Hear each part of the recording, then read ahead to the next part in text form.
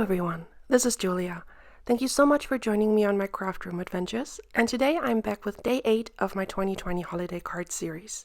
Today it's actually a challenge a crafty friend with my friend Lien, and we had the idea to switch styles. She mostly does CAS cards, so clean and simple, and I don't. It's like full scene all the way. So we had the idea to switch styles, so I would have to make a CAS card and she would have to make a full scene card. So this is what I came up with, and I really like how it turned out. I will also link to Lien's video down below. So yeah, I just started out by cutting a piece of Bristol smooth cardstock with a snowy backdrop by Fawn, and I'm just using regular distress inks to ink blend the background. I started off by using tumbled glass, then went in with broken china, now going in with Mermaid Lagoon. Then I'm also using chipped sapphire and black soot just to darken up the edges, and I wanted the center of the ink blend to be the lightest, so that the lightest area would be behind the critter. So just going back in with the lightest colors, but taking the color a bit further down because I wanted it to look like the night sky, so there shouldn't be too much like light blue. I actually also ended up cutting a different hill off camera because I wanted to have more of a slope. So the hill that I'm using at the end of the video to assemble the card isn't the one that I'm using here. Then I was sick that my cardstock kept moving around, and then I remembered, well, I have the waffle flower mat that stops the cardstock from moving. Why don't I just use that? And then it went much better. Oh well.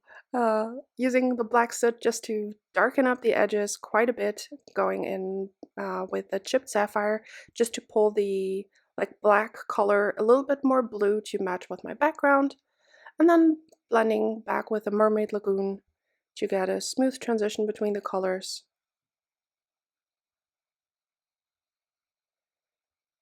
Just wiping my brush off in between, going over the edges so that I wouldn't like contaminate the colors.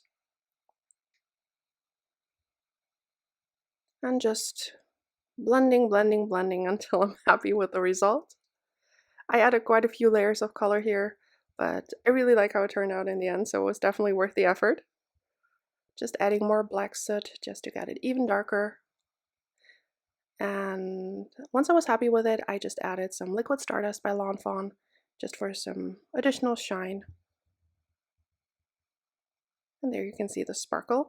I wasn't quite sure which critter I wanted to use, so I stamped out both from the Baaah Humbug and the, I think it's called Winter Alpaca stamp set.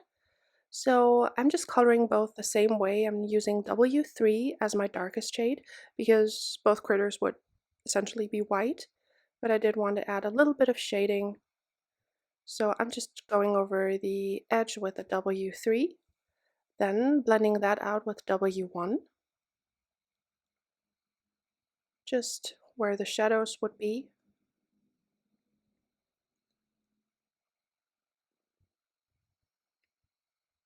And then I'm using the W00 to blend that edge out to make sure it's nice and smooth so that there are no harsh lines anywhere.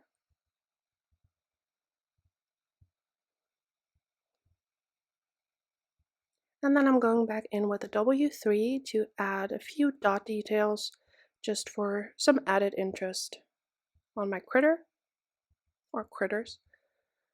I will basically make the same card off camera with the alpaca, just to make it easy because I'm still running very low on Christmas cards since I started so late because I moved. But I'm slowly but surely catching up. Just also using a little bit of the colorless blender to smooth out all the edges. And then for the faces of my critters, I'm using just a basic skin combination, the E11 as my darkest shade, then E00, pulling the color a little bit further down, and then just blending everything together with E00, just going in with a second layer of the E11 just to give it a bit more depth. blending that out again with E 00, and now filling the rest in with E 000.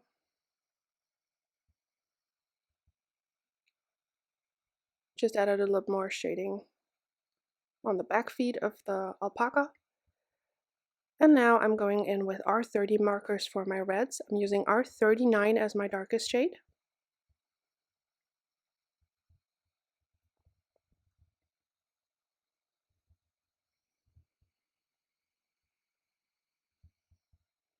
Blending that out with R37. And I really like this red combination, even though the lightest shade is a bit hard to blend, the R32. Blending that out with R35, but it's really like more of a pink red.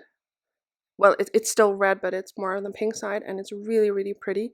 But the R32 and the R35 are quite hard to blend, and I'm pretty sure there isn't a color in between. If there is, I really need to get it. But I'm just using the tip-to-tip technique to get a nice transition between the R35 and the R32. Just blending back and forth until I'm happy with it. Then I just stamped out the sentiment from the Baaah Humbug stem set, the All I Want for Christmas is You. And I just love punny sentiments, so I like that the U is like written because it's a sheep, and it's just so funny. And I just stamped that onto some red chili pepper cardstock by Fawn, and I used a lot of the anti-static powder tool, but there's still quite a bit of like stray embossing powder, so I'm just using my brush to just get rid of any of the excess. I accidentally brushed off a little bit too much, so I just added in a bit more powder. Off to the side, I'm already letting my heat gun get nice and hot.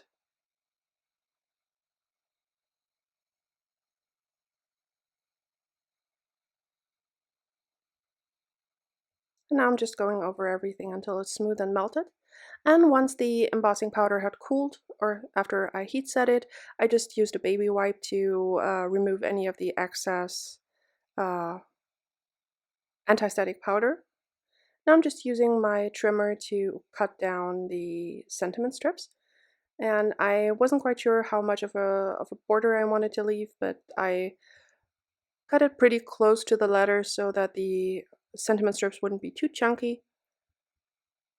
And I just used the clear, like the clear piece where you hold on as like a guide to line it up.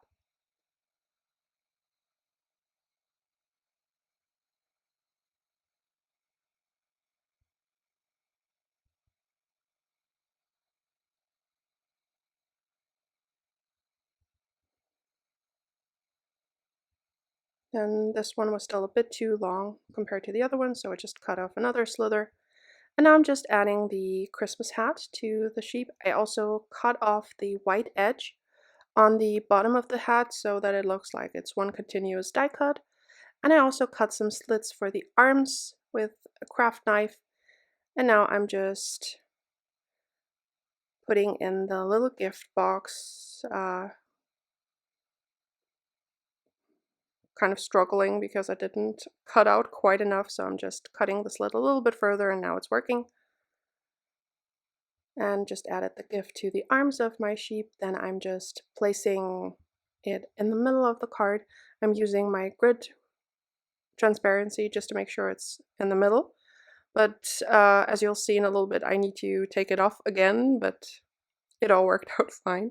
So now I'm just using the Misty Creative Corners to line up my sentiment just to make sure it's straight and centered. Then I'm just adding the second strip of sentiment below that, also trying to make sure that it's nice and centered and straight, because I actually forgot to ink blend the other hill that I die cut, and I really wanted there to be some color on it, so I just masked it off, and I removed the image. Then I used some post-it tape and the other hill to ink blend it. And now I'm also adding a paper towel just to protect the background, because I thought, well, why not? While I'm at it, I can also add some shimmer, so that's a nice snowy hill.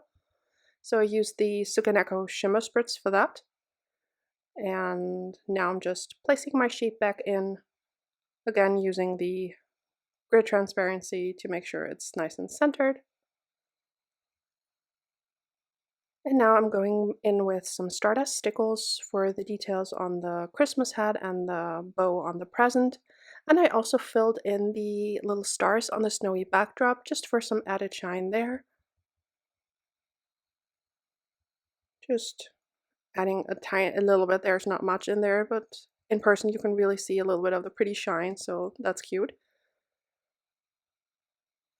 And that finishes off my card for today.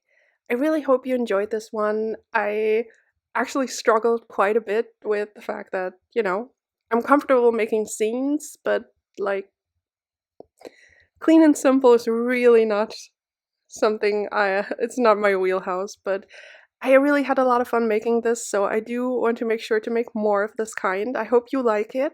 I will link to Lien's video down below. Please go check her out. I'm sure her card is amazing. Thank you so much. I hope you have a great holiday season so far. Please stay safe and healthy and have a wonderful day. Bye!